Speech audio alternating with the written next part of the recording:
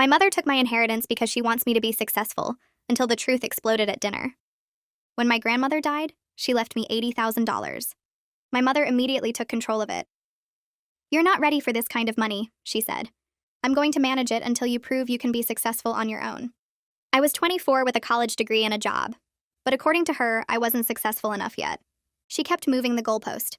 First, I needed to make $40,000 a year. When I got there, suddenly I needed 50. When I hit 50, she said I needed to be a manager first, then a senior manager, then I needed to own property. But how could I buy property without my inheritance? "That's the point," she'd say. "Really successful people don't need handouts. They make their own way." Meanwhile, she was living extremely well. New car, kitchen renovation, yearly cruises. When I asked about it, she'd say she was investing my money wisely. "You'll thank me when you see how much it's grown." She never showed me any investment statements. She'd just pat my hand and say, "Trust me, I'm doing this because I love you." Most parents would have just spent it, but I want you to earn your success properly. She had this whole philosophy about it. She'd tell everyone at family gatherings how she was teaching me the value of hard work by not giving me my grandmother's money. Too many young people get ruined by windfalls. I'm protecting them from that. Relatives would actually praise her for being so thoughtful. My aunt would say things like, "You're such a good mother," making sure they learn responsibility. My mother would smile and say, "It's hard but necessary. They'll understand when they're older." Years passed like this. I got promoted 3 times, started making $70,000, saved enough to buy a small condo with a mortgage. Every milestone I hit, she'd create a new requirement. "You need to be married first."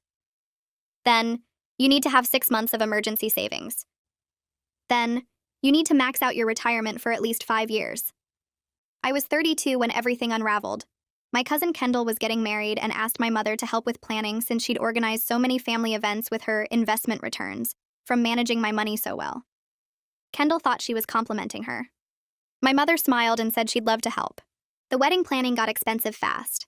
Kendall kept choosing pricier options and my mother kept encouraging her. "You only get married once," she'd say. "Don't settle for less than perfect." Kendall was stressed about the cost, but my mother waved her off. "I can help with some of it. I've been very fortunate with my investments." She ended up contributing $30,000 to Kendall's wedding. She wrote the check right in front of everyone at the family dinner, making this big show of her generosity. Kendall was crying with gratitude. Everyone was saying how wonderful my mother was. That's when my Uncle Robert, who's an accountant, made an innocent comment. "That's so generous, especially since you're managing that inheritance for Jamie. Must be hard to keep those funds separate." My mother went completely still. "What inheritance?" Kendall asked. Robert looked confused. "The money from Grandma. Your aunt's been managing it until Jamie proves they're successful enough." He turned to me. "By the way, you should probably get those funds transferred soon. There's tax implications if a parent holds money for an adult child too long." The whole table went quiet. Kendall looked at my mother. "You gave me Jamie's inheritance money?" My mother started talking fast. No, that's my investment returns. I've been very careful to keep everything separate." But Robert wasn't done. "Actually, if you've been managing it this long, you should have detailed records. Investment statements, transaction histories, tax documents. Jamie, you've been declaring the interest income on your taxes, right?" I said I hadn't seen any documents. Robert's expression changed. "You haven't received annual statements?" "In 8 years?" My mother stood up. "This is ridiculous. I don't need to justify myself. Everything I've done has been for Jamie's own good." Kendall asked her directly, "Did you spend Jamie's inheritance on my wedding?" My mother's face did this thing where she tried to look offended but couldn't quite manage it. "How dare you accuse me of that? I was helping you out of love." "With Jamie's money," Kendall said flatly. "Show us the investment account then," Robert said. "Just pull it up on your phone. Prove the money's still there." My mother grabbed her purse and screamed, "I don't need to prove anything to any of you. You're all ungrateful." Requested Reads is on Spotify now. Check out link in the description or comments. She stormed out the front door and slammed it so hard the windows shook. Nobody moved. Nobody spoke. I could hear my own breathing and the tick of the clock on the wall and nothing else. Kendall was staring at me with this look on her face like she was seeing me for the first time. Her mouth was open slightly and her eyes were getting wider.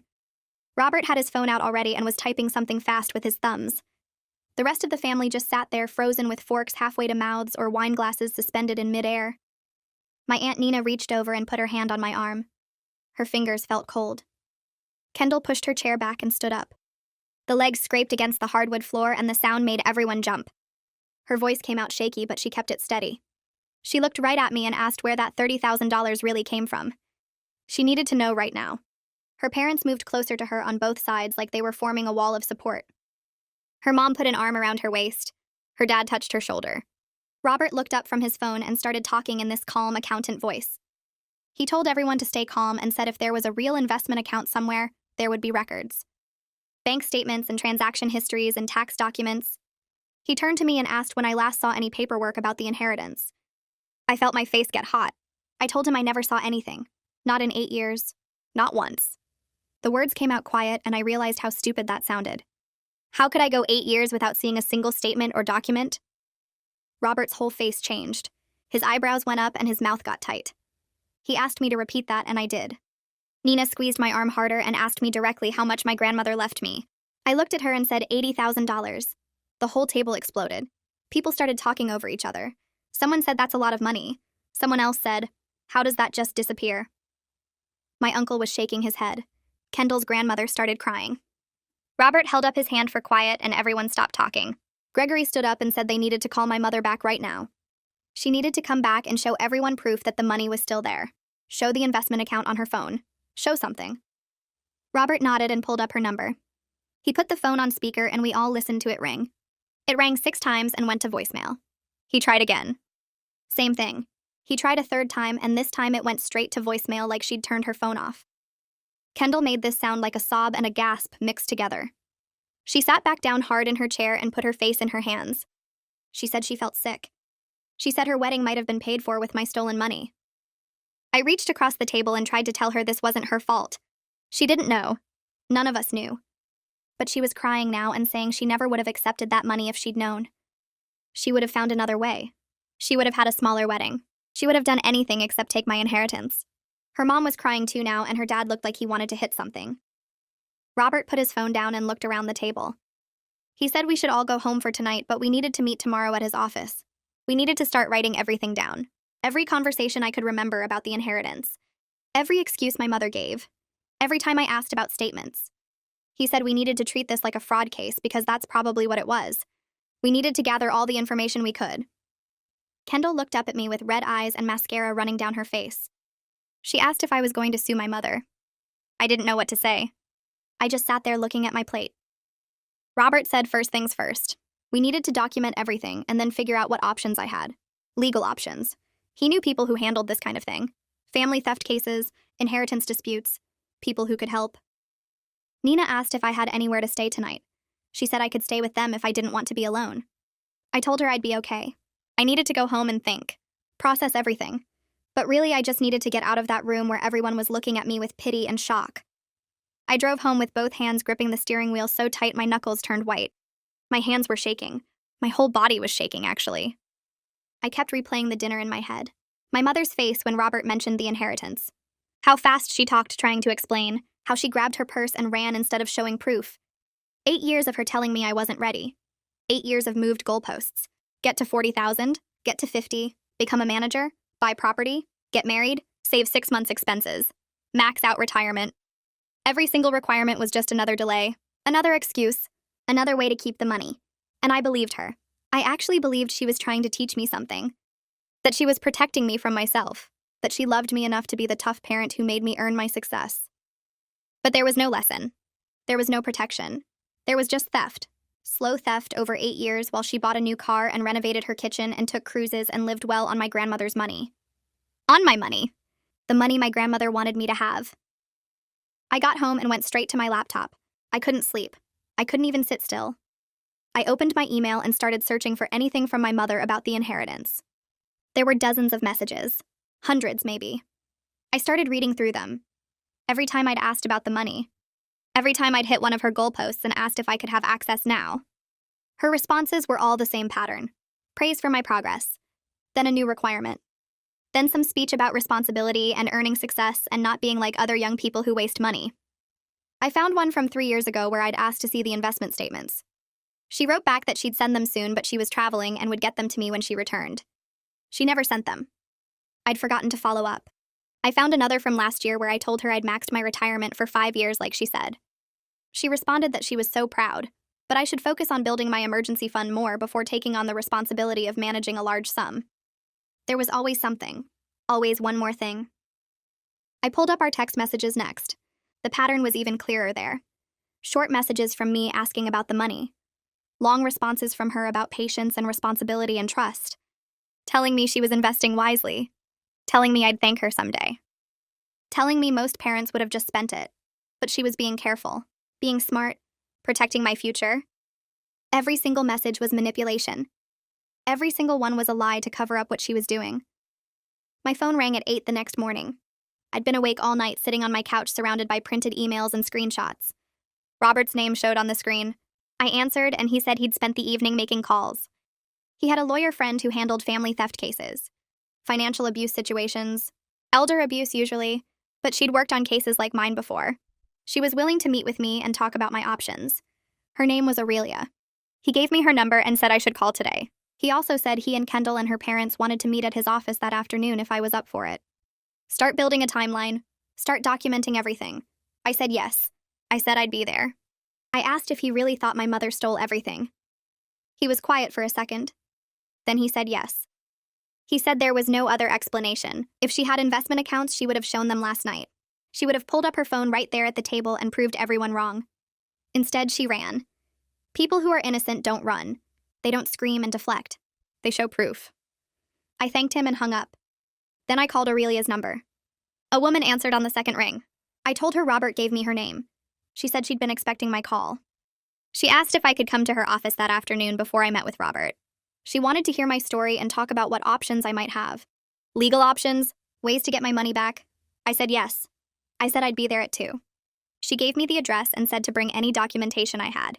Any emails or texts or notes about the inheritance. Anything that showed what my mother promised and what she actually did.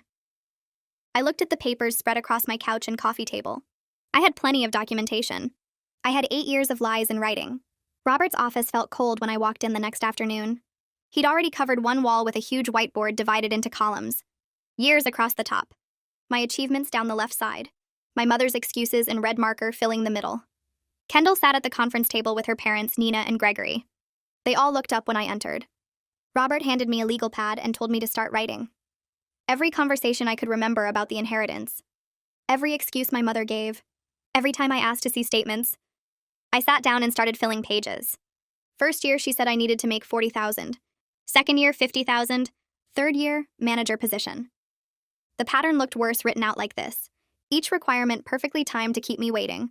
Each excuse designed to sound reasonable. Kendall pushed a folder across the table to me. Wedding planning documents, vendor contracts, payment records. On top sat a copy of the check. $30,000 from my mother's personal account, dated 4 months ago. Kendall's hands shook as she explained she'd brought everything that showed money from my mother. She said she needed to help prove what happened, even though it meant facing that her wedding was funded by theft.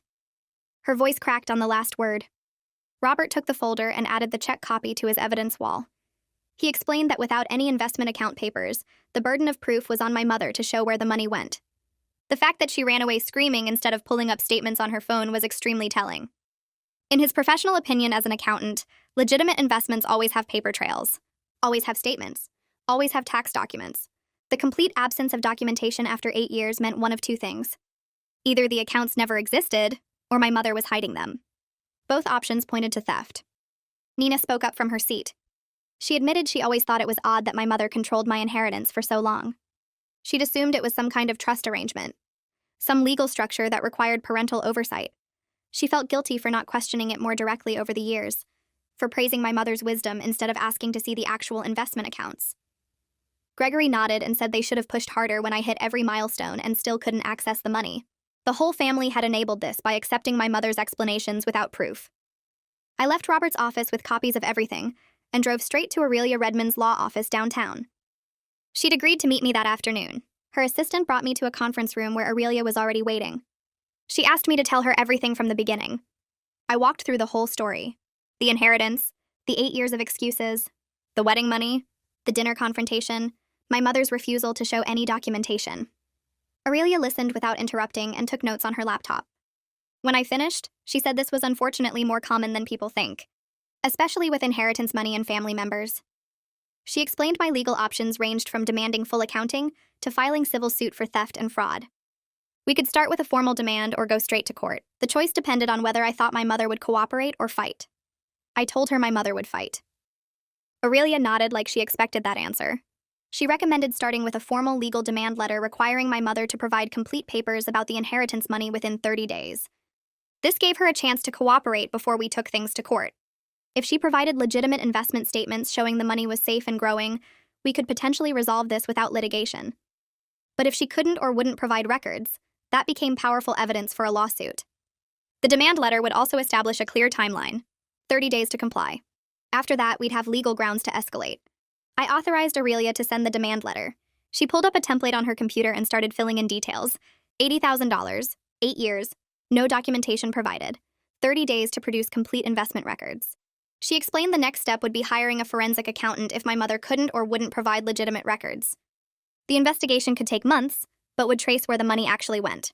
Bank records, credit card statements, major purchases. The forensic accountant would build a complete picture of how my mother spent the inheritance. I signed the authorization form, and Aurelia said she'd have the demand letter sent by registered mail tomorrow. My mother would have to sign for it. No way to claim she never received it. I drove home feeling exhausted, but also strangely calm. I'd taken action, started the legal process, put my mother on notice that I wasn't backing down. My phone rang that evening while I was heating up dinner. My mother's name on the screen. I almost didn't answer. But I needed to hear what she'd say now that lawyers were involved. Her voice came through cold and angry instead of defensive. She said I'd humiliated her in front of the entire family and destroyed her reputation by accusing her of theft. Everyone was calling her, asking questions, treating her like a criminal. How could I do this to my own mother? I kept my voice steady and told her she could end this immediately by providing the investment account statements she'd claimed to have for 8 years. Just show me the money was still there and growing like she always said. Show me the investment returns. Show me anything that proved she'd been managing my inheritance properly. She went quiet for a second. Then she said she didn't have to prove anything to me. She was my mother. I owed her everything. This whole situation was me being ungrateful and cruel after everything she'd done for me. I said managing someone's inheritance wasn't doing them a favor. It was a responsibility. One that required documentation and transparency. 30 days to provide the records or my lawyer would take further action. She hung up without responding. 2 days later, she called again. I answered because I figured she'd keep trying until I did. Her voice sounded different this time, less angry and more careful.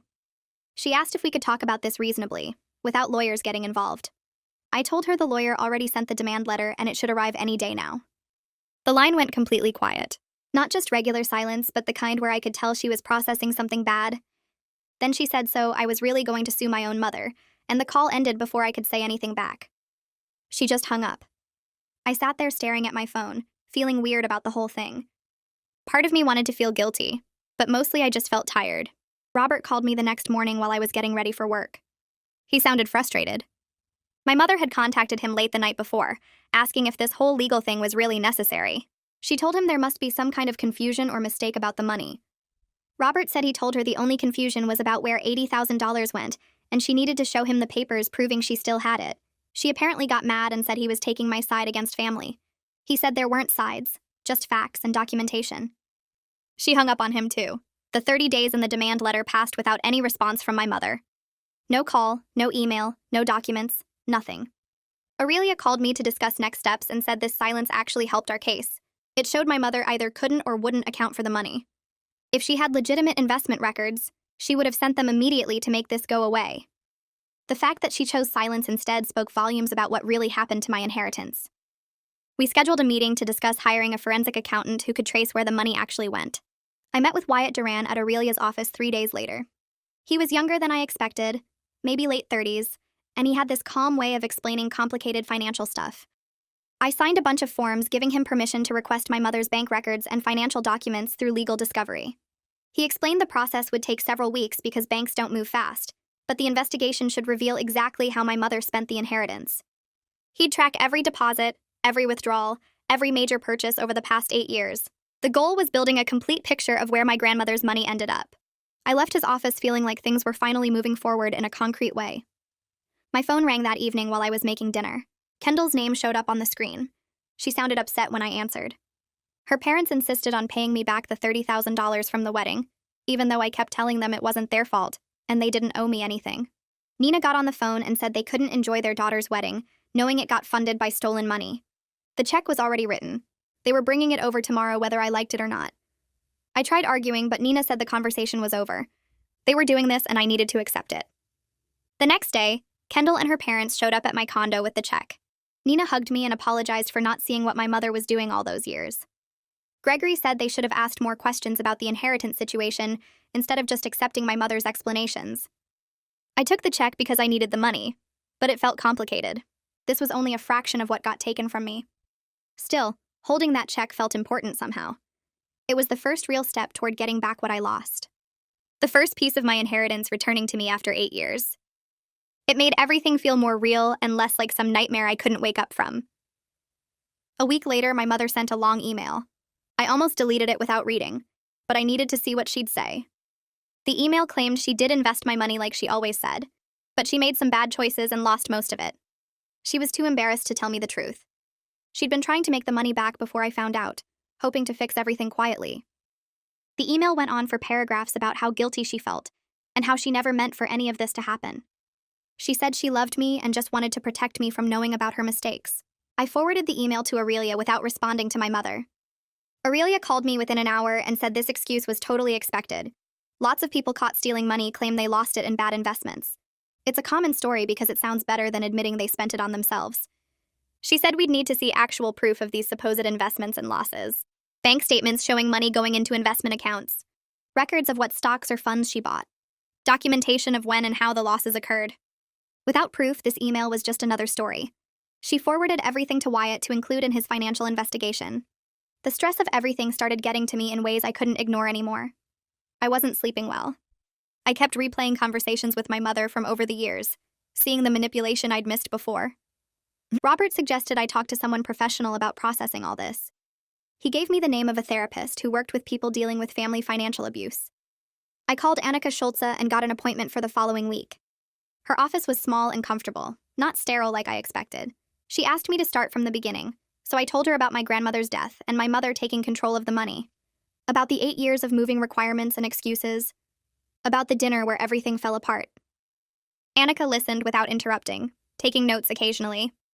When I finished, she said what happened to me was financial abuse combined with systematic gaslighting. My mother had spent years manipulating my perception of reality to cover up theft. The therapy session lasted an hour and I left feeling exhausted but also validated. Annika helped me see that my mother's actions weren't protective like she always claimed. The constantly changing goalposts weren't about teaching me anything. They were designed to keep me compliant and doubting myself while she spent my inheritance. Every time I met a requirement, she created a new one because she needed more time to spend more money. The manipulation was deliberate and planned, not some misguided attempt to help me grow. Understanding that changed something fundamental in how I saw the whole situation. 2 days after that therapy session, Wyatt called me.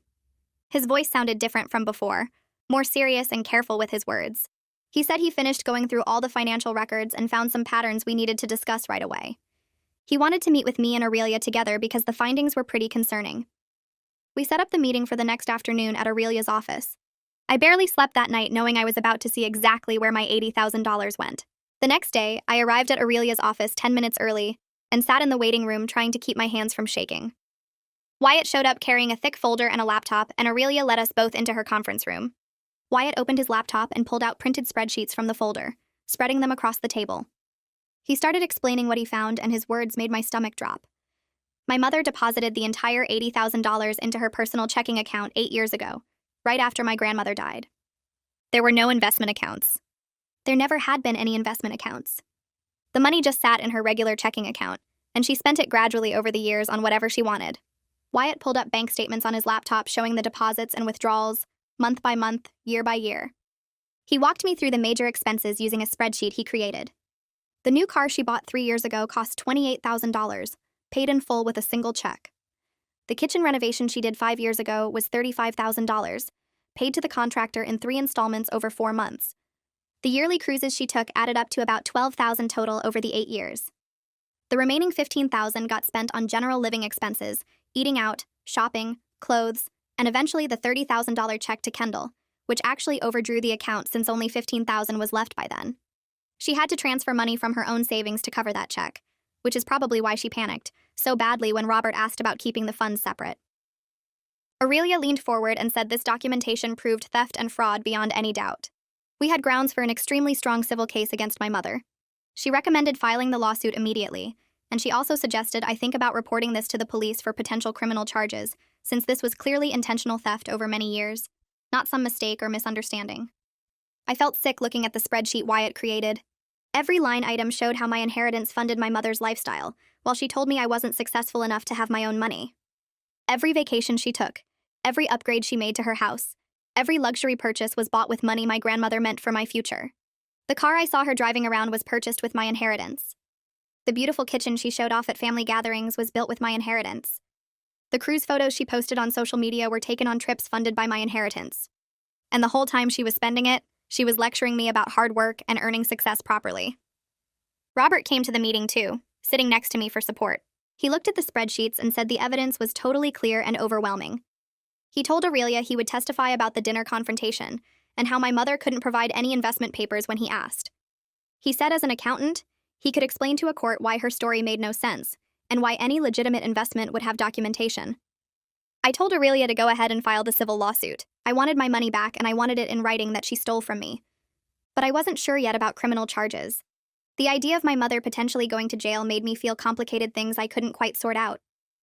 Aurelia said that was fine. We could start with the civil case and I could decide about criminal charges later. She would start preparing the lawsuit papers immediately. A week later, my mother got served with the lawsuit at her house. She called me within an hour, screaming so loud I had to hold the phone away from my ear. She said I was destroying our family and tearing apart everything we had. She kept yelling that she was my mother, and I owed her everything, and this betrayal was worse than anything she ever did to me. I didn't argue with her or try to explain myself. I just said calmly that she stole $80,000 from me and I wanted it back. She started to say something else, but I hung up. Then I blocked her number on my phone like Annika advised me to do for my mental health. Over the next few days, several family members reached out to me. Some of them were the same relatives who used to praise my mother's wisdom about teaching me responsibility. They apologized for not questioning the situation more carefully over the years. They said they should have realized something was wrong when she never showed any investment statements or let me have access to my own money. My Aunt Nina called and said she felt terrible for not speaking up sooner, and she was proud of me for standing up for myself now. A few relatives called me in the days after that, and they weren't supportive like Nina.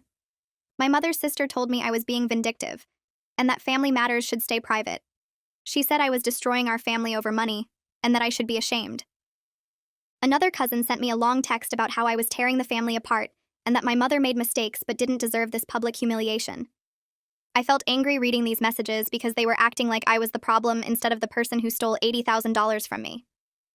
Nina found out about these calls and sent an email to the whole family.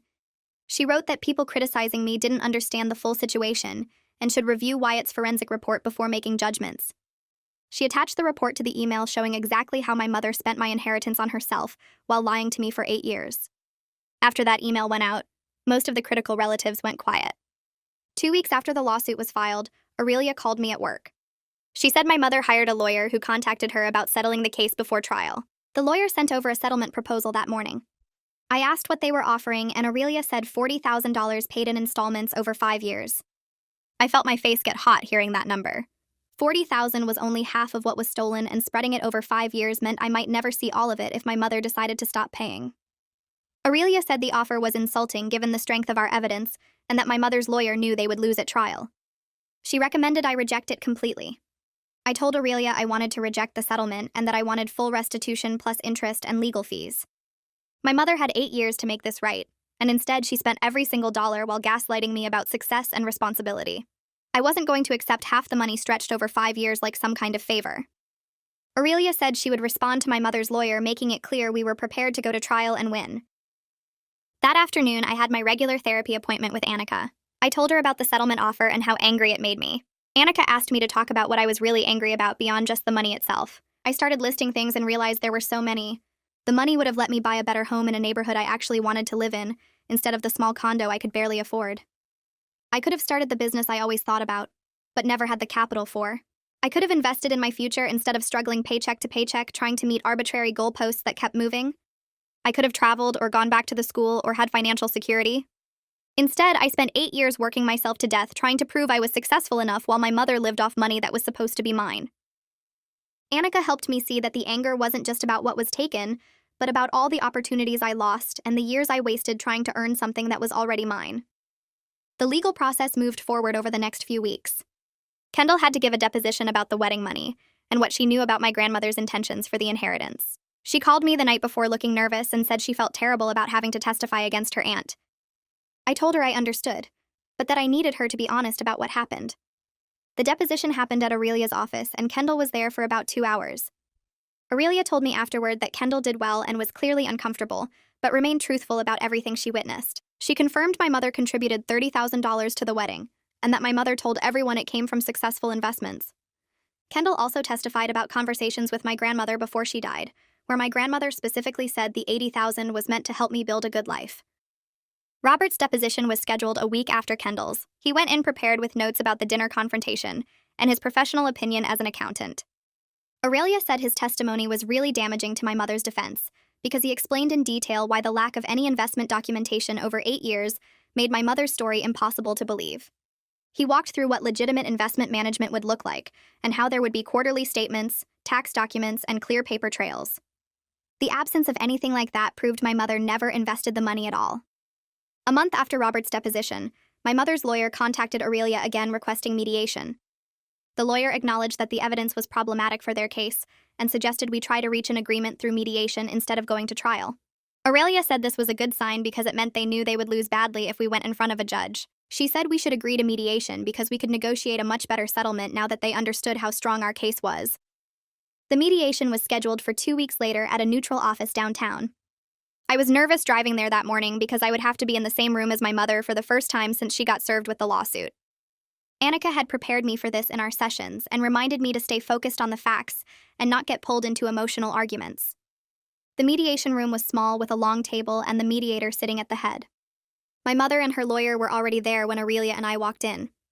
My mother wouldn't look at me at all and kept her eyes down on the table. She looked smaller than I remembered, almost shrunken in her chair. Her lawyer did most of the talking while she sat there silently. The mediation went on for hours with breaks where the mediator would talk to each side separately. My mother's lawyer kept trying to argue that she had made mistakes but didn't intend to steal from me. Aurelia shut that down by pointing to Wyatt's forensic report showing systematic spending over 8 years. Every time they tried to lower the settlement amount, Aurelia would remind them what a judge would likely award, plus legal fees and interest. By late afternoon, my mother's lawyer came back with a new offer. $75,000 including interest and my legal fees. My mother would have to sell her car and take a home equity loan against her house to come up with the money. The payment would be made within 60 days. Aurelia said this was probably the best we could get without going through a full trial, which could take another year. I looked across the table at my mother, who was still staring down, refusing to meet my eyes. I accepted the settlement even though it didn't fully cover what was taken from me. Aurelia explained that getting more would require a lengthy trial with no guarantee of a better outcome, and my mother might not even have more assets to take. This way, I would get most of my money back quickly and could move forward with my life. Aurelia sent me the final settlement agreement 3 days later, and I read through every page carefully. The document included a section where my mother had to acknowledge in writing that she received my $80,000 inheritance in trust and misappropriated those funds for personal expenses, including a vehicle purchase, home renovation, vacation travel, and contributions to family events. Seeing it spelled out in legal language made it feel more real somehow. This wasn't just my word against hers anymore. She had to sign her name admitting what she did. The agreement also included a no-contact provision that prohibited my mother from contacting me directly through any means for a minimum of 2 years. If she violated this restriction by calling, texting, emailing, or showing up at my home or workplace, she would owe an additional penalty of $10,000 per violation. Aurelia said this was important because it gave me legal protection from further manipulation attempts while I worked on healing. I signed the agreement and sent it back. My mother's lawyer confirmed she signed it too, though Aurelia said she apparently cried through the whole process. I felt nothing when I heard that. Maybe I should have felt something, but I just didn't. The settlement money arrived in my bank account exactly 58 days after mediation. I logged into my banking app and stared at the number for a long time. $75,000. I got most of my inheritance back after 8 years. I should have felt purely happy or relieved, but instead I felt this weird mix of emotions I couldn't quite name. Relief was definitely there because I finally had the money my grandmother wanted me to have. But there was also this deep sadness that wouldn't go away. I couldn't get back those 8 years of being told I wasn't good enough. I couldn't undo all the times she made me doubt myself or question my own success. The money was back, but the relationship with my mother was gone forever. That person I thought she was, the mother who wanted to protect and guide me, never actually existed. She was always just someone who saw an opportunity to take what wasn't hers. I talked about this in my next session with Annika. She listened while I tried to explain how strange it felt to have won, but still feel like I lost something important. Annika said what I was experiencing was grief, and that mourning the mother I thought I had was actually a necessary part of healing. She explained that I wasn't mourning the woman who stole from me. I was mourning the idea of a mother who loved me enough to put my needs first. That version of my mother never existed, and accepting that truth was painful, but also freeing in a way. I didn't have to keep trying to earn her approval or meet her standards anymore. Those goalposts she kept moving weren't about helping me grow, they were about keeping control of money that was never hers. Understanding that helped me stop blaming myself for not being successful enough sooner. 2 weeks after the money arrived, I started seriously looking at condos in neighborhoods I actually wanted to live in. My current place was fine, but I had only bought it because it was what I could afford with my mortgage approval at the time. Now I had enough for a real down payment on something better. I found a 2-bedroom condo in a neighborhood I loved, with good restaurants nearby and a park where I could walk in the mornings. The building was newer with actual amenities like a gym and a rooftop deck. I made an offer and put down $40,000 from the settlement money. Choosing this investment for myself, without needing anyone's permission or approval, felt incredibly powerful. Nobody was telling me I had to wait until I was married or had more savings or proved myself in some other arbitrary way. This was my money and my choice. When the offer was accepted, I actually cried a little bit. Not sad crying, just this overwhelming feeling of finally getting to make my own decisions about my own life. Kendall called me the day after I told her about the condo. She said she wanted to take me out to celebrate, and also to talk about something that had been on her mind. We met at a coffee shop halfway between our places. Kendall looked nervous when she sat down, fidgeting with her cup. She told me she was grateful I exposed the truth about the wedding money, even though it had been painful for everyone. She said if she hadn't known where that $30,000 came from, she would have always felt weird about her wedding. Every time she looked at her photos or remembered that day, she would have been celebrating something funded by theft. At least now she knew the truth and her parents had made it right by reimbursing me. I told her she had nothing to feel guilty about because she didn't know what my mother was doing. Kendall said she knew that logically, but she still felt better knowing everything was out in the open now. We ended up talking for 2 hours about family and trust, and how weird it was that we were closer now than we had been before all this happened. Robert called me a few days later and said he wanted to help me set up proper investment accounts now that I had the settlement money. He recommended a financial advisor he had worked with for years, someone who provided quarterly statements and complete transparency about every transaction. I met with the advisor the following week and opened several accounts, including a retirement fund and a regular investment account. The advisor explained everything in detail and showed me exactly how I would receive documentation 4 times a year, plus annual tax forms. She walked me through the investment strategy and made sure I understood where my money was going. Learning to manage money properly felt good, especially since my mother never actually taught me any of this. She had always claimed to be protecting me and preparing me for financial responsibility, but really she was just stealing from me while pretending to be wise. Now I was actually learning what legitimate financial management looked like. Nina asked to meet me for lunch about a month after the settlement. We sat in a quiet restaurant booth and she got right to the point. She told me she had limited her contact with my mother significantly because she couldn't forgive what was done to me. Nina said she still talked to her sister occasionally because they were family, but the relationship had changed completely. She said some betrayals were too fundamental to overlook, even between sisters. What my mother did wasn't just a mistake or a moment of weakness. It was 8 years of calculated theft and manipulation of her own child. Nina said she couldn't respect that or pretend everything was fine. She wanted me to know she was on my side and always would be, and that she was sorry she hadn't questioned things more carefully when my mother was controlling the inheritance. I thanked her for saying that and told her I didn't blame her for not seeing it sooner, because my mother was very good at making her lies sound reasonable. 6 months after the settlement, I was doing surprisingly well both financially and emotionally. I had moved into my new condo and made it feel like home. My investment accounts were growing steadily, and I received quarterly statements showing exactly where my money was and how it was performing. Work was going well, and I had gotten another promotion. I still had complicated feelings about my mother and probably always would. Sometimes I felt angry about the wasted years. Sometimes I felt sad about losing the relationship I thought we had. Sometimes I felt nothing at all. But I had accepted that our relationship might never recover, and that was her consequence to bear, not mine. She made her choices and now she had to live with them. I made my choices too, and I chose to move forward without her. Annika and I spent several sessions working on rebuilding my ability to trust other people. The 8 years of gaslighting had damaged something fundamental in how I related to others. I had learned to doubt my own perceptions and second-guess my instincts because my mother had trained me to do that. Annika helped me recognize manipulation patterns so I could spot them early. We practiced setting firm boundaries with people who tried to control me or make me question myself. She taught me that healthy relationships involved mutual respect and transparency, not moving goalposts and hidden agendas. It was slow work and sometimes frustrating, but I was getting better at trusting myself again.